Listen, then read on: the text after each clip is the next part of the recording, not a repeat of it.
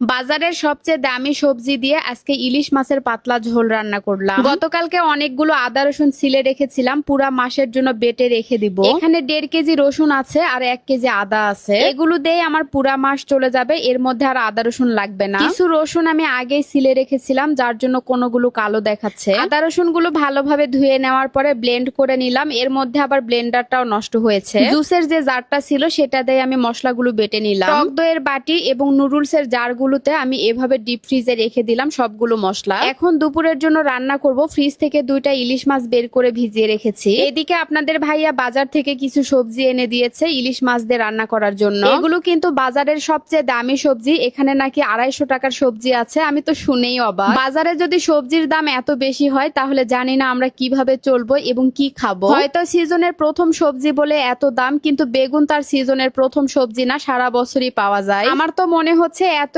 দাম দিয়ে সবজি কিনে খাওয়ার চেয়ে মাছ মাংস কিনে খাওয়া অনেক ভালো। যাই হোক, সবকিছুই আসলে ব্যবসায়ীদের হাতে। বাজারে যেটাই নিতে যাবেন না কেন সবকিছুরই দাম বেশি। এদিকে ইলিশ মাছগুলো ভালোভাবে পরিষ্কার করে নিলাম, এখন কেটে নিব। ইলিশ মাছগুলো সাইজে অনেক ছোট, যেহেতু 2 বেলার রান্না একবারেই করে নিব, তাই একসাথে 2টা ইলিশ মাছই রান্না করব। ইলিশ মাছগুলো ছোট ছোট হলেও মাছের পেট ভর্তি কিন্তু ডিম আছে। অন্যান্য মাছে যদি ডিম থাকে তাহলে খেতে কিন্তু ভালো লাগে না, তবে ইলিশ মাছের মধ্যে ডিম থাকলে খেতে বেশ ভালো লাগে। মাছগুলো ভালোভাবে ধুয়ে নিলাম। এবার মরিচের গুঁড়া, হলুদ গুঁড়া আর লবণ দিয়ে ভালোভাবে মেখে নিচ্ছি। মাছগুলো হালকা করে ভেজে তরকারিতে দিব, তবে ইলিশ মাছ না ভেজে রান্না করলেই বেশি স্বাদ লাগে। রান্নার জন্য তো সবকিছু রেডি করে নিলাম, এখন রান্না বসিয়ে দিব। সেই সময় দেখি গ্যাস শেষ হয়ে গেছে। গ্যাস শেষ হওয়ার কারণে দুপুরে রান্না বান্না আর করতে পারলাম না, সবাই না খেয়েছিলাম। সন্ধ্যার পরে গ্যাস দিয়ে গেল, তারপরে রান্না বসিয়ে দিলাম। একটা গ্যাসের সিলিন্ডার মিনিমাম 2 মাস চালাতে পারি, কিন্তু এবার 1 মাসেই শেষ হয়ে গেল। একটা সংসারে কত খরচ থাকে তাই না, একটার পরে একটা খরচ লেগেই থাকে। যাই হোক, এক পাশে ইলিশ মাছগুলো ভেজে নিচ্ছে, আরেক পাশে ঝোলের তরকারিটা বসিয়ে দিব। সারাদিনই যেহেতু না খেয়ে আছি তাই তাড়াতাড়িতেই রান্নাগুলো করছি। সবজি বসিয়ে দিব, তাই পেঁয়াজগুলো হালকা করে ভেজে নেওয়ার পরে একে একে সব মশলাগুলো দিয়ে দিলাম, যেমন হলুদ গুঁড়া, মরিচ গুঁড়া, ধনিয়া গুঁড়া, জিরা গুঁড়া আর বাটা মশলা। এরপরে সবজিগুলো দিয়ে দিলাম। এখন সবজিগুলো ভালোভাবে কষিয়ে নিব।